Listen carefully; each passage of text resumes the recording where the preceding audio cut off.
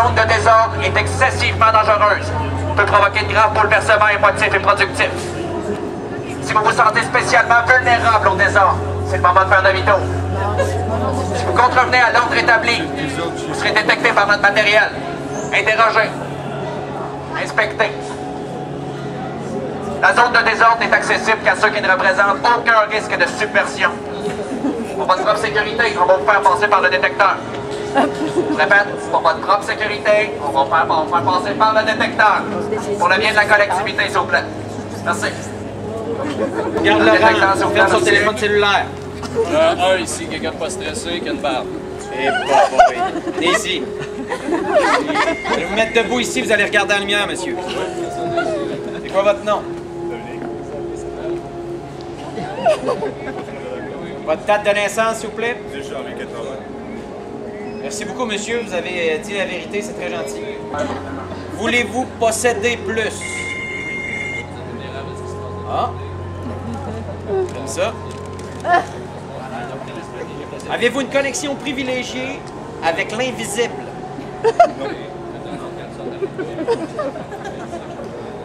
Avez-vous peur? Bon, monsieur, contre toute attente, vous n'avez pas le gène hippie. Ça veut dire que vous pouvez marcher tranquillement à l'intérieur, regarder ce qui se passe. Vous pouvez profiter de tout, puis sortir après, il n'y a pas de problème. Je vous demandez d'éteindre vos téléphones cellulaires, s'il vous plaît. Attention, attention. Vous atteignez le point de non-retour. Si vous continuez d'avancer et que vous entrez dans la zone de désordre, vous êtes seul responsable de ce qui vous y arrivera. La visite de la zone est à vos risques et périls. Je répète, nous nous dégageons de toute responsabilité. Attention, attention. Marche tranquillement, s'il vous plaît. Vous atteignez le point de non-retour. Si vous franchissez cette porte, il n'y aura pas de retour possible sur vos pas. Je répète, c'est votre dernière chance de rebrousser chemin. Votre dernière chance. Bienvenue dans la zone de désordre. Et dans la zone de désordre, on vous invite à ne rien faire du tout. Vous avez tout simplement besoin d'être là, en arrêt, juste en contemplation, et vivre le moment présent. Et soyez dissident, s'il vous plaît, ne vous laissez guider sous aucun prétexte. C'est quand la dernière fois que vous avez passé une journée à ne rien faire, sans culpabilité? Eh bien, maintenant, vous êtes désormais laissé à vous-même et je vous souhaite bon courage pour la suite. Bon courage. Bienvenue.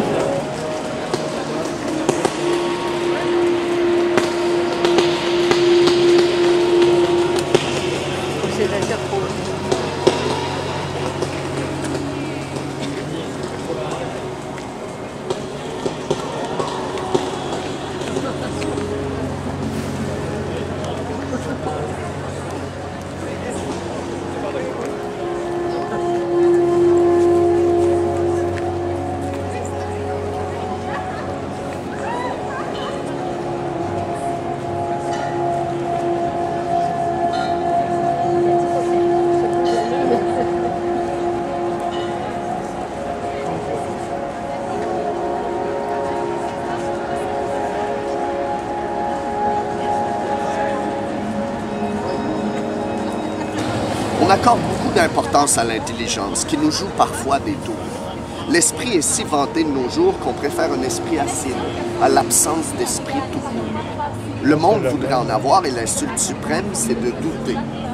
Notre monde est de plus en plus un univers de l'intellect. Un esprit qui ne garantit pas forcément une délicatesse du cœur. La seule intelligence qui vaille la peine, c'est celle qui nous permet de nous mettre à la place de l'autre, de ressentir ce qu'il ressent sous la douleur et l'humiliation. Je n'entends pas dire ici que tout le mal de notre société vient de l'esprit, mais je crois qu'il faut se méfier d'un esprit trop vorace qui nous ferait oublier la simple joie que peut procurer une intelligence prime sautière qui ne soit pas tournée vers la volonté de dominer. L'hiver est la saison préférée de l'esprit, mais le corps prend sa revanche en été. En se déshabillant, le corps annule l'esprit, car aucun esprit n'arrive à faire face à ce corps palpitant de vie qui vient de traverser un désert de glace. J'ose croire que l'été au nord est plus excitant qu'au sud, car c'est un été qui a connu l'hiver. un corps en sueur que l'été habite. Nous vivons à ce moment-là en pleine féerie, le vert des arbres, le sourire gratuit d'un inconnu croisé, la musique des conversations sur les terrasses des cafés, le vin qui rosit les joues des étudiantes qui préparent déjà le bal de fin d'année, un jeune homme qui passe torse nu sur son vélo. Tout cela donne l'impression que la guerre est finie. Le corps reprend alors pleinement ses droits et l'été invite l'esprit à la sieste. Comme un chien, il retrouve facilement le chemin du bonheur physique. On n'a qu'à voir ces grappes humaines dans les rues dès que la chaleur se fait sentir. Cette forêt de jambes descendant vers le sud, vers le jazz, vers se farniante sur les parvis ensoleillés des édifices publics, vers les pique-niques dans les parcs, sur l'herbe verte près de l'eau. Cette foule qui ne fait que marcher dans la rue uniquement guidée par le soleil, c'est le triomphe du corps et le repos de l'esprit. Chaque humain pourrait vivre 100 ans, choisir une étoile différente chaque jour de sa vie, puis il restera encore des milliards d'étoiles auxquelles s'adresser. Surtout qu'il me semble que les Perséides arrivent assez souvent juste aujourd'hui. Ça m'a peut-être appris que quelqu'un que vous aimez est malade.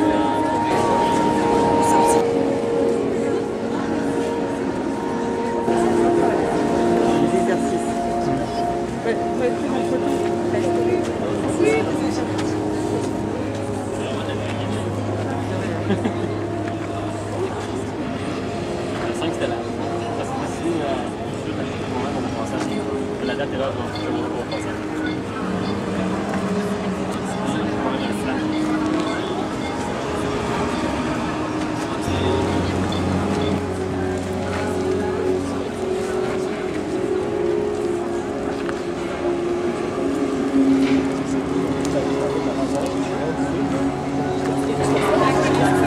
Oui, c'est malheureux.